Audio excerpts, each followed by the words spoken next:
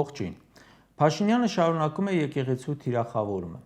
Առանց դադարի Facebook-յան հարթակը ողողում է մեկը մյուսից անիմաստ գրառումներով։ Մայրաթորը թեև պատասխանեց Փաշինյանին, սակայն շատերին արձագանքը հիասթափեցրել է։ Ծանոթ լինելով հոգևորականների այս օրերին հնչեցրած կոշտ դիրքորոշմանը, կոնկրետ գործողություն էին ակնկալում։ Այո, եկեղեցին մեղադրում է Փաշինյանին պետական այրին անհարիր բառապաշարով, վիրավորանքներով, անհիմն մեղադրանքներով խոսելու,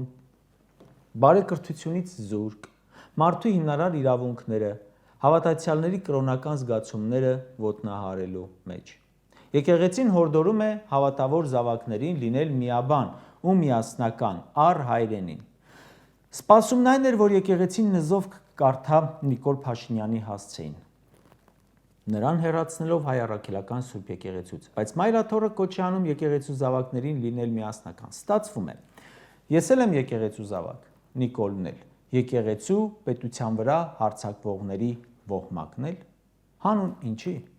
Թե ինչու է եկեղեցու հաղորդագրությունն այդքան մեղ, քան ակնկալվում է, չխորանամ այդտեղ։ Գուցե իրենք շատ ավելի լավ են, շատ ավելի են ծանրութեթևանում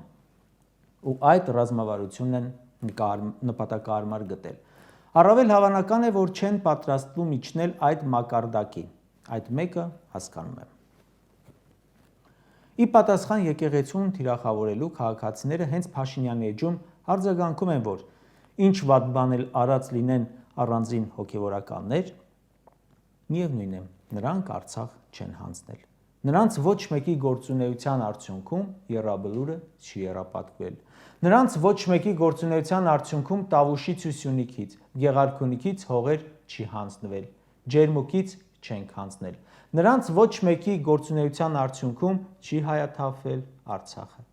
Մարդիկ խոստումների մասին են հիշեցնում, պարտքերի, վարկերի, գնաճի մասին ու ասում են, որ ոչ մի հոգևորական մեղք չունի այս ամենի մեջ։ Կամ առհասարակ ինչ կապ ունի, ինչ իմաստ ունի այս օրով, այս խնդիրներից մեջ խրված, այ մարդ, ինչ քեռակին, ինչ ես խոսում դու առհասարակ։ Հայտարարել է, որ պետք է կառավարությունը վճռորոշ ձայն ունենա կաթողիկոսի ընտրության հարցում, այսինքն ինքը, Նիկոլը, պետք է ինքը որոշի, ով լինի կաթողիկոս։ Ուզում եմ դիմել հանրությանը եւ հոգեվորականությանը, հնչեցնելով ահազանգ։ Թեև եկեղեցին որոշել է Փաշինյանի հետ առճակատման փոխարեն ընտրել հորդորով դիմելու ճանապարհը, բայց պետք է մի քանի ցավոտ օրինակի ուշադրություն դարձնի։ Երբ Նիկոլ Փաշինյանը գրող սկսեց բիզնեսի վրա, գործարարները համարյա ամբողջությամբ լուռ մնացին, վախենում էին, որ իրենց հետևից չընկնի։ Կապ չունի, որքան օրինապահ հարկատու են, եթե Նիկոլի կառավարությունը ընկավ հետևներից, ուրեմն բանը բուրդ է։ Լռության արդյունքում սկսեց փայ մտնելու, կառավարությունը սաշիկացնելու օպերացիան, եւ արդյունքում կառավարությունը խլեց Վիվասելի բաժնետոմսերի մի մասը, Զանգեզուրի պղնձամոլիբդենային կոմբինատի բաժնետոմսերի մի մասը, Լիդիան Արմենիան ընկերության բաժնետոմսերի մի մասը, իսկ 2 օր առաջ արդեն ԿՊ-ն խորհրդանում քննարկում էր Հրազդան ցեմենտից բաժնետոմսերի հարցը։ Այս բիզնեսից փայ մտնելն է նաև պատճառը, կարծում եմ, որ բազմաթիվ ներդրողներ հեռացել են երկրից։ Չեմ ասում եկեղեցին բան չի ասել, բավականին իր դիրքորոշումը հնչեցրել է, այդ թվում վեհափառը, բայց խոստովանենք, դրանք այնքան կտրուկ ու սուր չեն եղել, որքան սրտներս էր քաշում այդ պահերին։ Ինչևէ,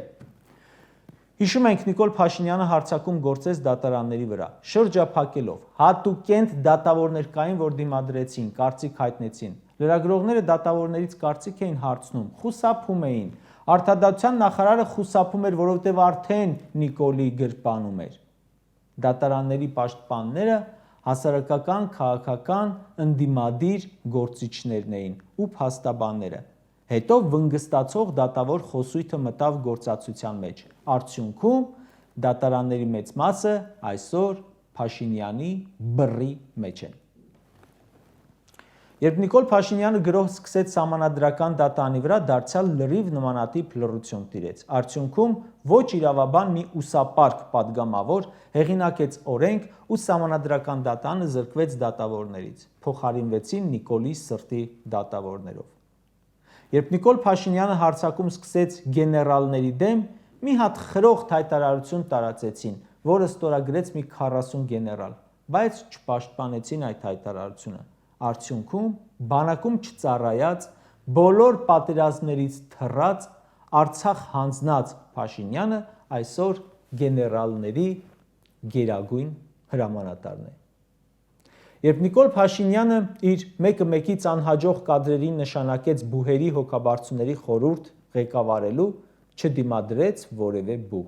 Այսօր ունենք ՔՊԱ-ված բարձրագույն ուսումնական հաստատություններ։ Ունենք ԵՊՀ ռեկտոր, որը աստվածաբան է, բայց չի արձագանքում Փաշինյանի հակաեկեղեցական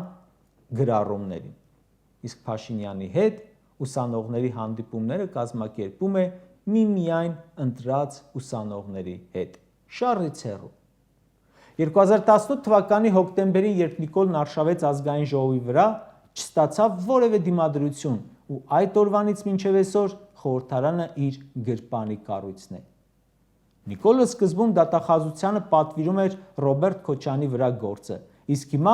բոլոր հանցագործությունների վարկածներն էին քթելադրում։ Դատախազը զեկուցում է քրգործերով, ցուցումներ է ստանում։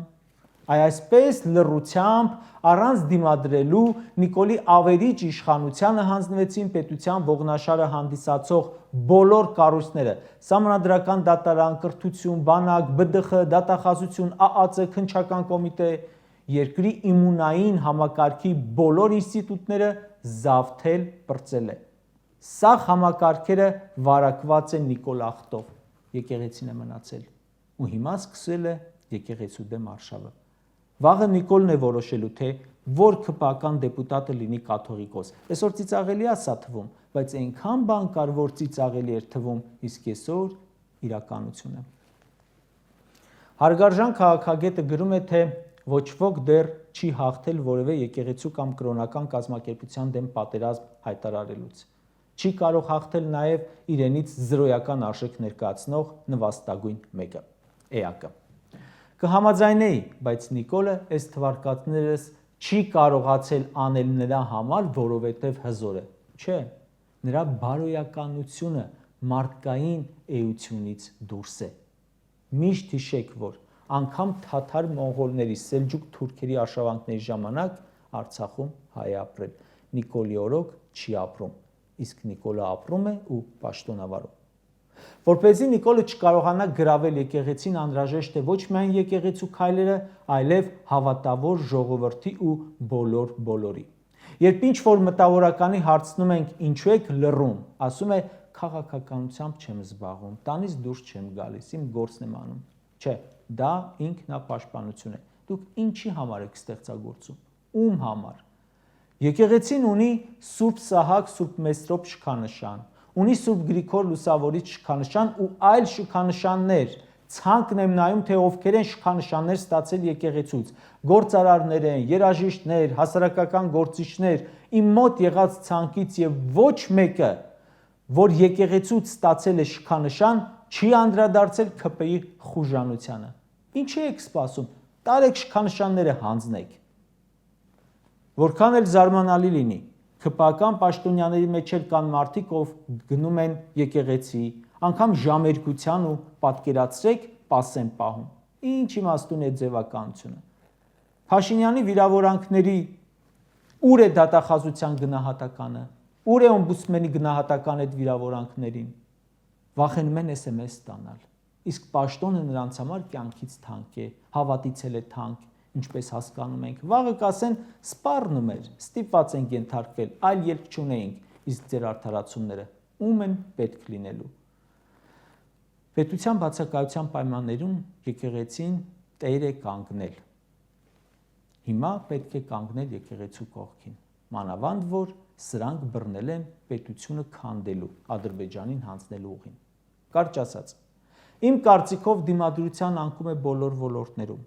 Թակ ու բիր ընդդիմադիրներ են, որոնք իրականում պայքարում են սրանց դեմ։ Մյուսները ավելի լծված են այդ հիմնական պայքարողներին վարկաբեկելու գործին։ Ճիշտ Նիկոլի նման, բայց չեն էլ հասկանում, որ այս ընթացքում տեղի է ունենում պետության ապամոնտաժում բոլոր ատրիբուտներով։ Պատկերացրեք ժողովուրդ, որը չունի վստահություն գեներալների, քաղաքական գործիչների, պետական ինստիտուտների, եկեղեցու նկատմամբ, նրան ինչ ապագա է սպասվում։ ինչ է սպառնում։ Կասկածունեք, որ եկեղեցուց հետո մտնելու են յուրաքանչյուր ընտանիք։ Ու գիտեք որն է զավեշտը, չկա մի ինստիտուտ, որ զավթել են ու հերը չեն անիծել։ Բայց նաև շեշտենք, անկախ այս ամենից, Նիկոլ Փաշինյանը շանս չունի։ Ոչ մի գործընթաց նրա հնարավորությունները, նրա նկատմամբ վստահությունը էլ զրոյից չի բարձրացնում։ Եվ ոչ մի նիշ, իսկ հակառակը շատ է։